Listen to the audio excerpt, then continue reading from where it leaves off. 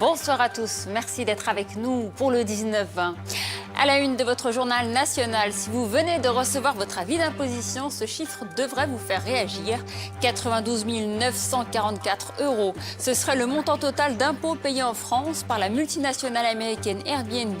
Le spécialiste de la location d'appartements entre particuliers aurait pourtant réalisé plusieurs centaines de millions d'euros de chiffre d'affaires dans le pays. Mais ces bénéfices ont été judicieusement délocalisés à l'étranger. La suite de la série Au fil du lac, elle vous emmènera ce soir dans le parc national des Pyrénées à la découverte des lacs d'Ayous. Des lacs en enfilade qui se méritent. Pour les voir, il faut marcher plusieurs heures. Plus près de nous, en région Centre-Val de Loire, le mystère demeure après le décès de 2 hommes à Auton-du-Perche. Leur mort remonte à mercredi dernier. Retrouvés autour d'une table, leur corps ne présente aucune trace de violence. Visite ministérielle à Orléans. Cette fois-ci, c'est Benjamin Griveaux, secrétaire d'État auprès du ministre de l'Économie, qui fait le déplacement. Au programme, rencontre avec les services de l'État et visite de l'île Charlemagne. Et comme chaque soir, on vous fait découvrir la région avec notre page été. Cette semaine, le Perche, territoire rural qui ne se laisse pas ringardiser, notamment avec la Mutinerie Village, son espace de coworking connecté. Corinne Biorosa nous en dira plus dans un instant. 4 jours après la découverte des corps de 2 hommes à Auton-du-Perche, aucune piste ne semble s'imposer. Âgés de 69 ans et 38 ans, ils ont été retrouvés autour d'une table, visiblement morts pendant leur dîner. Leur corps ne présente aucune trace de coups. Les précisions de Sana Asnaoui et Jamel Mouaki. C'est une mort qui reste encore mystérieuse aux yeux des enquêteurs. Mercredi soir, 2 hommes ont partagé le repas ensemble. Ils ont été retrouvés morts le lendemain matin. L'un était attablé, l'autre était allongé au sol. Comment et pourquoi ces 2 hommes ont été frappés par la mort simultanément? Le procureur privilégie la piste d'une intoxication, mais pas de traces de toxines botuliques qui auraient pu être à l'origine de leur mort. On pourrait effectivement imaginer, pourquoi pas, qu'ils auraient volontairement mis dans le vin qu'ils étaient en train de boire ou sur un des aliments qu'ils étaient en train de manger un produit qui allait les tuer. On ne peut pas l'exclure à ce stade, effectivement. Parce que une fois que nous aurons déterminé que oui, éventuellement, l'un des produits qu'ils étaient en train de consommer était dangereux pour la santé, il restera à trouver comment est-ce que ce produit est devenu dangereux pour la santé. C'est le voisinage qui a alerté la gendarmerie et les pompiers. Les 2 amis partageaient leur quotidien. Ils avaient des relations cordiales avec les habitants. Ils passaient leur journée ensemble. Moi au début j'ai cru que c'était le frère et le père et le fils et non, en fait c'était des amis de longue date et toujours liés ensemble, inséparables. Malheureusement, pourquoi, du comment partir ensemble, malheureusement ça sera toujours suspect quoi. L'autopsie a lieu mardi à Garches. Elle permettra de déterminer si la cause du décès est due à ce qu'ils ont pu boire ou manger lors de la soirée. Soulagement à Châtillon-Coligny où la jeune Tina a été retrouvée en bonne santé. L'adolescente de 16 ans a été recherchée depuis samedi. Il s'agissait d'une fugue. Partons maintenant à Brion, dans l'Indre, où 15 000 tonnes de paille sont parties en fumée. Parti d'un premier tas de paille, le feu s'est propagé. De quoi susciter les interrogations de la gendarmerie. Elle a ouvert une enquête pour faire toute la lumière sur le sinistre. Il pourrait être d'origine criminelle. Le point avec Catherine Lacroix et Jean-Philippe Pazzini. Il faudra encore plusieurs jours de surveillance aux pompiers de l'Indre pour que le feu ne risque pas de se propager encore. Hier, 8 départs de feu ont été maîtrisés, des flammèches qui embrasent des sols desséchés. Jusqu'à 60 pompiers ont été mobilisés. Là, ce matin, on a allégé le dispositif, on n'est plus qu'une quinzaine et ça devrait durer jusqu'à la fin de la semaine. Le bilan est d'ores et déjà très lourd. 5 paillets représentant 15 000 tonnes ont été détruits sur cette parcelle d'un agriculteur négociant. Pour le maire du village, la piste criminelle est la plus vraisemblable car cet incendie n'est malheureusement pas isolé. Et depuis 3 jours, il y a eu des départs de feu sur Ménétréol-sous-Vatan, Saint-Valentin, Liseré et dernièrement hier à Ligné. Le préjudice pourrait atteindre le 1 million d'euros, mettant en danger l'existence même de l'activité de l'exploitation. Aujourd'hui, il va y avoir c'est une entreprise familiale qui va être très impactée, où il va certainement y avoir des licenciements et que les personnes ne se rendent pas compte aujourd'hui de l'impact qu'elles ont fait, le mal qu'elles ont fait aujourd'hui. En septembre dernier, au même endroit, l'entreprise avait vu 4000 tonnes de paille brûlée. L'enquête avait abouti, 3 responsables présumés avaient été arrêtés. Malgré cela, l'indemnisation n'est toujours pas entièrement réglée. Politique annoncée depuis plusieurs jours, Benjamin Griveaux s'est rendu à Orléans aujourd'hui. Le secrétaire d'État auprès du ministre de l'Économie s'est rendu notamment à l'île Charlemagne. Mais avant cela, il était avec les agents de l'État de la région. Reportage d'Hervé Carrien et Grégoire Guéchois. Inspiré du sous-préfet au champ, voici la version du secrétaire d'État au bois. Benjamin Griveaux sur le site de loisirs de l'île Charlemagne pour accompagner les services de l'État en mission de contrôle estival sur une entreprise de loisirs de plein air. Donc là, c'est les petits. Donc là, c'est vraiment tous les petits parcours. Donc là, les petits à partir de 4 ans, ceux-là. Et après, c'est sans baudrier, c'est là-bas, les petits de 2 ans. Ah, c'est pour moi là. Pratiquement 6 ans maintenant qu'Alexandre Neveu veille aux destinées de ce parc Acrobranche. Une activité qui non seulement accueille un nombreux public, mais en plus dans des conditions acrobatiques. C'est donc à double titre que son entreprise fait l'objet d'une stricte réglementation et de fréquents contrôles. Notre contrôleur de câbles, il nous contrôle vraiment tout le parc. Il passe une journée, il vérifie tous les câbles, toutes les accroches. Et après, le monsieur de l'ONF ou contrôle forestier, il nous contrôle vraiment chaque arbre, il vient le vérifier, il regarde qu'il est en bonne santé, il nous demande s'il y a des branches à couper, s'il y a des branches mortes à couper, donc après les travaux sont effectués avant l'ouverture. Les contrôles opérés aujourd'hui sur le site se sont comme d'habitude bien déroulés. Il faut dire que pour l'occasion, ils avaient été très largement allégés, comme pour conserver à cette journée un air de vacances.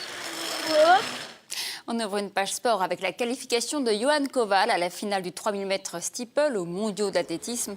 Le natif de Nogent-le-Rotrou s'est qualifié hier à Londres. Il a terminé 3e de sa série. La finale aura lieu demain vers 22h. En basket, les Bleus sont à Orléans. Arrivés hier, ils se préparent à affronter la Croatie et la Lituanie en match amical. L'occasion plutôt rare de voir à Orléans, entre autres, Boris Dio et Geoffrey Lauvergne qui évoluent sur le circuit américain. Arnaud Moreau, Juliette Rocher. Juillet 2012, juste avant de disputer les Jeux de Londres, l'équipe de France de basket joue à Orléans. Même si certains joueurs sont partis aujourd'hui, l'événement va se reproduire. 2 matchs de préparation face à la Croatie et la Lituanie avant de disputer l'Euro en septembre. Une aubaine pour les fans qui pourront rencontrer leurs idoles comme Geoffrey Lauvergne qui évolue aux États-Unis. C'est l'occasion de rencontrer le public français. Ouais, bien sûr, ça fait toujours plaisir. On a l'habitude de jouer dans plusieurs villes tous les étés pendant la préparation. Et c'est toujours sympa d'arriver quelque part de nouveau. Ces matchs de préparation à Orléans sont pour certains un clin d'œil. Ma première sélection en 2012 était à Orléans contre les Anglais. Donc c'est un bon clin d'œil pour moi. Et après, bien sûr, cette salle, j'ai joué plusieurs fois lorsque je joue à Lasvel ou à Limoges. C'est toujours des matchs très difficiles ici avec un super public. Donc on a hâte de les voir à l'œuvre. C'est une salle pas très grande, mais il va y avoir une bonne ambiance. Justement, les salles plus petites, c'est les salles en général, les salles plus bruyantes. Donc on attend un beau public et ça va nous aider pour faire un bon match. Les matchs auront lieu au Palais des Sports et ses 3000 places, là où joue habituellement l'OLB. La France affrontera la Croatie ce mardi et la Lituanie jeudi. Football, premier tour de la Coupe de la Ligue demain mardi. Les clubs régionaux tenteront de se relancer après un début de saison en demi-teinte. Exemple avec Orléans qui vient d'être battu en championnat par Reims et qui espère vaincre Rouen. Arnaud Moreau, Juliette Rocher. Samedi dernier, Orléans s'inclinait 2-0 à Reims en championnat. Défaite qui fait tâche après une bonne préparation d'avant-saison. Les Orléanais sont encore en rodage. Ils veulent profiter du match de Coupe de la Ligue pour travailler et se relancer. On est une équipe qui conserve bien le ballon. Après, il faudrait qu'on arrive à aller un peu plus vers l'avant pour faire un peu plus mal et profiter de nos forces offensives. Et défensivement, qu'on arrive à régler nos 2-3 petites imperfections qui nous coûtent des buts et qui nous coûtent cher. La moitié de l'effectif orléanais a été renouvelé cet été. Il faut donc trouver des automatismes. Le groupe, d'une moyenne d'âge de 24 ans, est l'un des plus jeunes de Ligue 2. L'ensemble est homogène. On est 26 joueurs qui sont tous à peu près de même valeur. Il n'y a pas plus de joueurs qui se dégagent que d'autres. Pour preuve, voilà. Donc, le coach a du mal à faire ses choix. Donc c'est aussi bon pour nous et bon pour le club. Il y a beaucoup de jeunes. En plus, les anciens se sont bien adaptés. Moi, je commence à faire partie des anciens. Donc oui, non, il y a une bonne ambiance. Tout le monde s'entend bien pour le moment. Il faut donc confirmer tout cela ce mardi face à Rouen lors du premier tour de Coupe de la Ligue. D'autres clubs régionaux doivent aussi se ressaisir. Le Tour FC, défait ce week-end, reçoit Niort et la Berrichonne de Châteauroux accueille Clermont. Pari réussi pour le Tourangeau Baptiste Dubochet qui vient de traverser l'Atlantique à pédalo. Parti du Maroc en avril, il est arrivé en Guadeloupe vendredi. Un défi qu'il s'est lancé pour dénoncer le gaspillage alimentaire. Reportage d'Emmanuel Gir. C'est un Paris-New York un peu particulier que Baptiste Dubochet est en train de réaliser. Il quitte Paris le 6 janvier en vélo, arrive le 9 avril à Agadir sur les côtes atlantiques du Maroc. On le retrouve 3 mois plus tard sur ce pédalo en Guadeloupe. Ce Tourangeau de 29 ans pédale, il pédale contre le gaspillage alimentaire. Militant engagé, il n'en est pas à son coup d'essai. En 2014, il avait fait un Paris-Varsovie à vélo en se nourrissant dans les poubelles des supermarchés. Aujourd'hui, il lutte contre les dates limites d'utilisation optimale. Je pédale donc depuis le Maroc pour essayer de motiver les gens à signer une pétition qui demande la suppression des DLUO, donc les dates sur les emballages de riz, de lentilles, de tous les produits secs, où c'est marqué à consommer de préférence avant le. Et je demande qu'on supprime ces dates-là.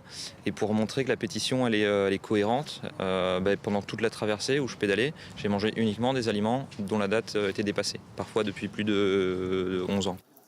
L'Atlantique en pédalo, 100 jours en solitaire, un exploit physique et psychologique. Enfin, il y a des journées qui duraient 4 jours, quoi. Je me suis réveillé le 14, c'était le 14 juillet, et puis le soir, j'étais persuadé qu'on était le 18, et puis j'ai rappelé le routeur et je lui ai dit on en est où là ? J'étais persuadé que ça faisait 3-4 jours que je l'avais pas vu. En fait, c'était toujours la même journée tellement le temps passait pas vite, quoi. En septembre, retour au vélo pour la dernière étape de son voyage, Miami-New York. D'ici là, vous pouvez le suivre sur Facebook et soutenir son initiative sur stopdluo.org. Il est 19h12, c'est l'heure de notre page été. Cette semaine, Corinne Biorosa nous emmène sur les routes du Perche, un territoire qui ne manque pas d'atouts. Bonsoir Corinne, aujourd'hui vous êtes à la Mutinerie Village, un espace de coworking pour travailler, mais pas que ça. Oui, notre coup de cœur de la semaine, vous l'avez dit Faiza, c'est le Perche. C'est un territoire plutôt rural, mais qui a de réels atouts économiques. On y trouve des lieux très branchés, comme ici, la Mutinerie Village. C'est près du petit village, justement, de Saint-Victor de Buton, dans le nord de l'Eure-et-Loir.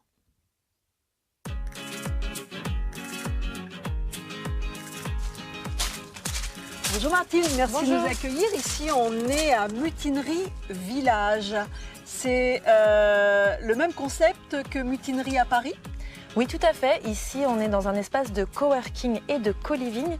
Donc le coworking, c'est un espace de travail partagé. Ça donne l'occasion aux travailleurs indépendants et aux entreprises de trouver un lieu dans lequel travailler, se rencontrer et faire des activités ensemble. Et vous êtes toujours là, vous êtes la gardienne des lieux. Oui, c'est ça, je suis la coordinatrice de Mutinerie Village. On va aller voir ces coworkers ? Oui, on est parti. C'est parti.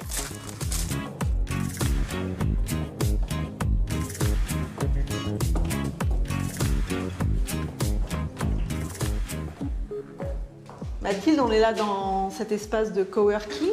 Donc vous avez le débit suffisant pour que plusieurs personnes puissent travailler ici. Oui, absolument. On a l'accès Wi-Fi nécessaire pour que des équipes ou des travailleurs indépendants puissent travailler sans problème. Agnès, vous êtes ici depuis combien de temps ? Alors, je suis arrivée il y a 2 jours. Voilà, je suis venue ici pour pouvoir travailler au calme. L'idée, c'est justement de sortir un peu de mon cadre habituel dans Paris et puis ne pas être trop distraite la journée. Et puis en même temps, le soir, avoir un petit cadre sympa pour rencontrer de nouvelles personnes, de dîner avec tout le monde et se distraire un peu, mais en dehors des moments de travail. Et vous travaillez sur quoi ? Sur mon mémoire de fin d'études.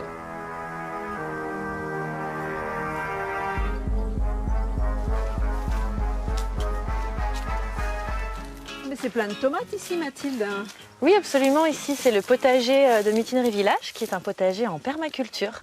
Plus de 700 mètres carrés de potager. Ça fait partie aussi du concept? Ça fait partie du concept. Ici, on est dans un lieu de co-living. Donc, on invite tous ceux qui viennent nous voir à partager des tâches du quotidien, à mettre les mains dans la terre, à travailler dans le potager. Et donc, c'est une magnifique opportunité d'échanger des moments humains.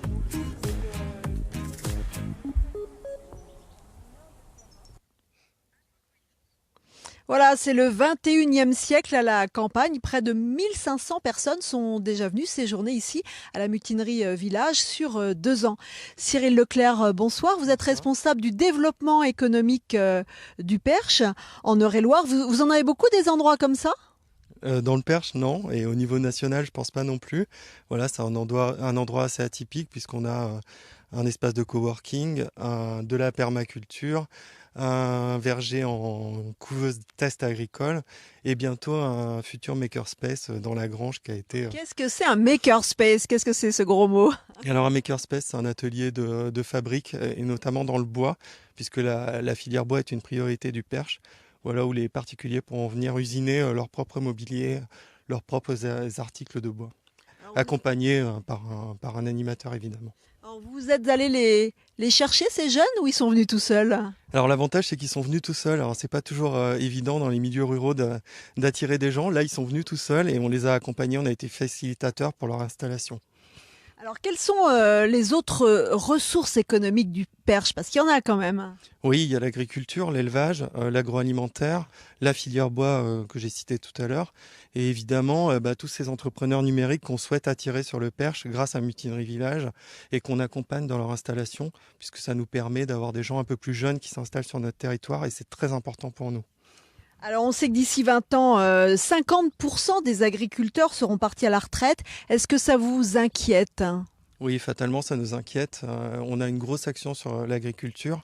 Après, sur le Perche, l'avantage, c'est qu'on est sur des petites unités encore d'élevage ou de maraîchage et on peut réinstaller des jeunes, notamment grâce aux couveuses agricoles, aux espaces tests agricoles. Ça palliera pas forcément le départ des gens à la retraite, mais on a une politique hyper volontariste pour attirer et ces lieux-là en font partie puisqu'ici, on a aussi des expérimentations agricoles. Voilà. Et donc vous avez aussi beaucoup de résidences secondaires sur le Perche, c'est presque une spécialité.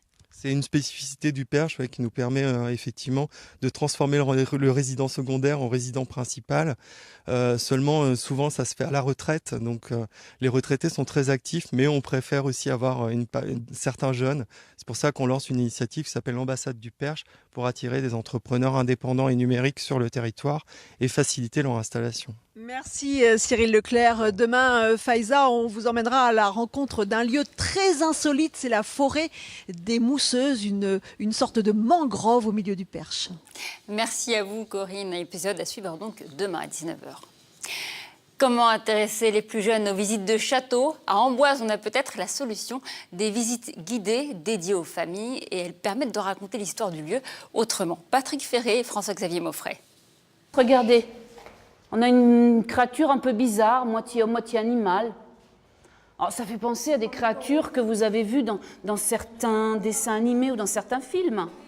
La visite classique d'un château avec un guide peut être très vite barbante pour un enfant, les explications historiques étant rarement adaptées à leur niveau de connaissance.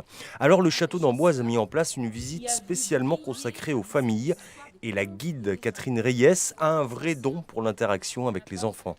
Il faut parler de sujets qui les intéressent. On fait des visites historiques pour les enfants, mais on fait cette visite-là qui est plus ludique et sur le thème des animaux, de la présence des animaux à l'époque des rois, des animaux réels, des animaux imaginaires, des animaux vivants, des animaux sculptés, représentés, etc. Et les enfants ont plein de choses à dire aussi sur les animaux. C'est un sujet qui les intéresse. Là-bas, c'est une chouette, mais où est l'escargot? Ah, c'est plus petit. Les parents restent en retrait. Catherine s'adresse essentiellement aux enfants qui rentrent très vite dans son jeu. Elle est bien, elle est gentille. On comprend bien ce qu'elle dit. Avec papa et maman, on fait les châteaux de l'or. Et c'est joli, c'est intéressant. Voilà. C'est bien d'avoir pour une fois une visite vraiment adaptée aux enfants. Parce que bien souvent, au bout d'un quart d'heure, ils s'ennuient parce qu'ils ne comprennent pas la grande majorité des explications qui sont données. Donc voilà, puis là c'est très intéressant. Baptisée Les Animaux Merveilleux du Roi, cette nouvelle visite a lieu tous les jours à 15h30 jusqu'à la fin du mois. Avant de se quitter, je vous rappelle les principales informations de ce journal. La mort de 2 hommes à Othon-du-Perche, toujours inexpliquée, retrouvés autour d'une table jeudi dernier. Leur corps ne présente aucune trace de violence. L'autopsie pourrait être réalisée demain. Benjamin Griveaux à Orléans, ce proche d'Emmanuel Macron, secrétaire d'État auprès du ministre de l'économie, a rencontré les agents de l'État avant de se rendre à l'île Charlemagne pour faire un point sur la sécurité des équipements. Voilà pour l'information régionale. Passez une très belle soirée.